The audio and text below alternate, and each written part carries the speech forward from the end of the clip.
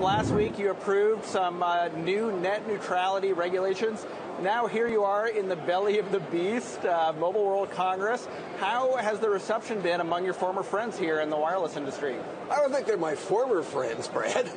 No, I think that the most interesting thing is how anxious everybody is to learn exactly what the rules are about and how we structure them in such a way that they're built on the mobile model. We've built them around what has worked for the last 22 years in terms of regulating the wireless industry in the United States so that we could make sure that there was adequate investment that would continue to come as a result of the fact that there is no rate regulation, no tariffing, and those traditional kinds of monopoly regulation that you heard so much about during the debate.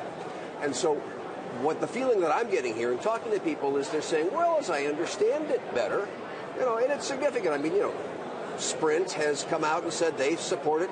T-Mobile has said that they'll continue investing under this.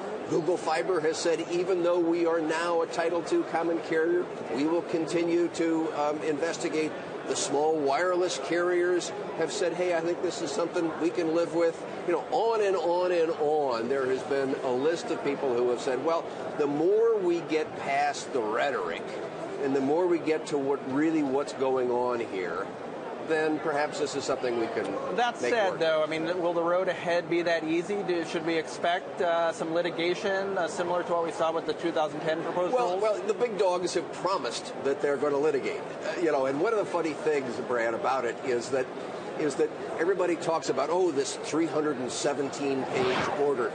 The rules actually take up 8 pages, and the other 309 pages are the explanation, which in many cases is talking to the court because we know that the big dogs are going to take us to court. I'm really interested in your personal journey to net neutrality. I mean, you were a lobbyist for the cable and telecom industry, right? You headed the CTIA for many years. What was the epiphany for you at the FCC, that brought about last week's ruling? It's interesting, Brad. It was actually long before that. I've been a proponent of open networks before the terms net neutrality were ever invented.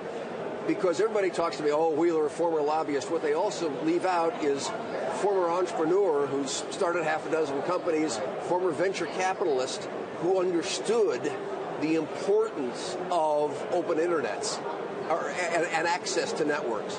And so I walked into this job being a strong proponent of open networks. Did the very public statement by the Obama administration last November play a role in the new rules?